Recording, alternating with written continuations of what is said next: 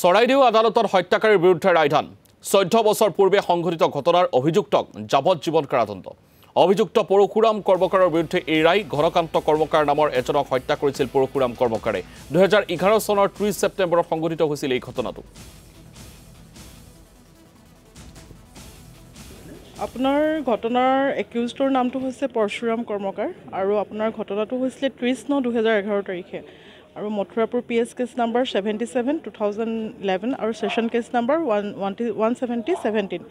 ঘটনাটোৰ মানে বিৱৰণ অনুসৰি 30/9/2011 তাৰিখে নিশা প্ৰায় 8:30 মান বজাত শ্ৰী ঘনকান্ত কৰ্মকাৰ উৰফে গুমুঠা কৰ্মকাৰে একেগাঁৱৰ নিবাসী পৰশুৰাম কৰ্মকাৰ মহেন্দ্ৰ কৰ্মৰ খুকুৰিয়ে কাটি গুৰুতৰভাৱে জখম কৰিছিল পাছত চিকিৎসাধীন অৱস্থাত ঘনকান্ত কৰ্মকাৰ 2/10/2011 তাৰিখে অসম চিকিৎসা মহাবিদ্যালয়ত মৃত্যু হয় আৰু আমি চৰকাৰী পক্ষ হৈ 8জন সাক্ষী লোৱা হয় আৰু সকলো বিবেচনা কৰি জিলা আৰু সত্ৰ ন্যায়াধীশ আবু বক্কৰ সিদ্দিকী মহোদয় আদালতে ভাৰতৰ দণ্ডবিধি আইনৰ 302 ধাৰা মতে আদালতে